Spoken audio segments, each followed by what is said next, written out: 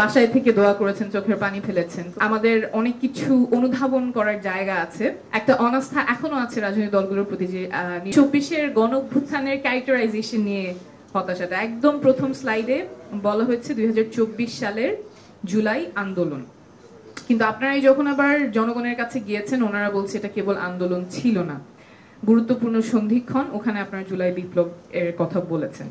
তো আমাদের যে গণ অভ্যুত্থান, ছাত্র জনতার অভ্যুত্থান, সেখানে জনগণ কিন্তু ছিল, তারা বলছে এটা কেবল আন্দোলন ছিল না। ওনারা তো রাজপথে নেমেছেন, আমাদের সন্তানদেরকে রাজপথে পাঠিয়েছেন, কেউ খাবার দিয়েছেন, কেউ পানি দিয়েছেন, যারা দিতে পারেন নাই তারা বাসায় থেকে দোয়া করেছেন, চোখের পানি ফেলেছেন। তো ওনাদের কাছ থেকে যে ইমোশনটা এসেছে, ওটা আবার পরে যে ওয়ার্ডিং গুলো আছে এখানে প্রথম স্লাইড এবং পরের একটা স্লাইডেও শুধু আন্দোলন বলে ক্যারেক্টারাইজ করাটা I think probably was an oversight, but আমি এটা রেইজ করছি কারণ there has been a concerning pattern গত বছর ধরেই, যে অভ্যুত্থানটাকে একটু মিনিমাইজ করা, তারপর যারা তরুণরা আছেন, নারীরা আছেন, ওনাদেরকে একটু সাইডলাইন করা, একটু মেলাইন করা, তরুণদের নিয়ে অনেক কটু কথা আমরা গত এক বছর ধরে শুনেছি, নট অন সাবস্টেন্স। অনেক সময় বলা যে তরুণরা কি বোঝে, ওরা দেশের কি বোঝে, সংস্কার কি বোঝে, rather than engaging them with the substance we are engaging যে ওনাদের বয়স কম, এটা নিয়ে। যদিও নারীরা অভ্যুত্থানের সামনে থেকে ছিলেন, নারীদেরকেও বিভিন্নভাবে সাইডলাইন করা হয়েছে।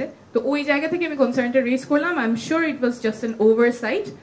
অ্যানালিসিসের ক্ষেত্রে আমার আহ্বান থাকবে এই জায়গাটাতে সতর্ক থাকার জন্য, যাতে ক্যারেক্টারাইজেশনটা অ্যাকিউরেট হয়। আমি কন্টেন্টে চলে আসি। রিসার্চ ফাইন্ডিং নিয়ে অনেকেই অনেক কথা বলেছেন, আমি স্পেসিফিক 4টা পয়েন্ট তুলে ধরবো যেখানে আমার মনে হয় আমাদের অনেক কিছু অনুধাবন করার জায়গা আছে।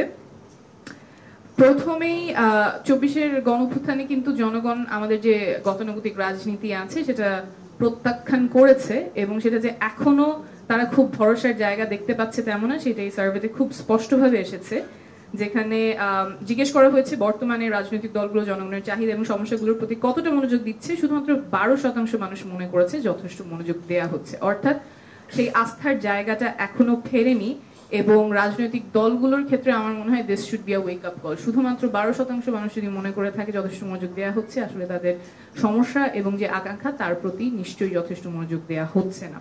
এবং সেটাই সেকেন্ড পয়েন্টের কন্টিনিউশন, যেখানে জনগণ 78% অফ পিপল সার্ভে বলছে যে তারা না ভোট দিতে চায়। অর্থাৎ একটা অনাস্থা এখনো আছে রাজনৈতিক দলগুলোর প্রতি, যে নির্বাচনে তারা যে প্রার্থীগুলো পাবেন সেখানে হয়তো মন্দের ভালো একজনকে চুজ করতে হবে, তো সেখানেও প্রত্যাখ্যান করার রাইটটা তারা চাচ্ছেন। And people want the choice, people want to be able to reject the candidates they don't want as their representatives.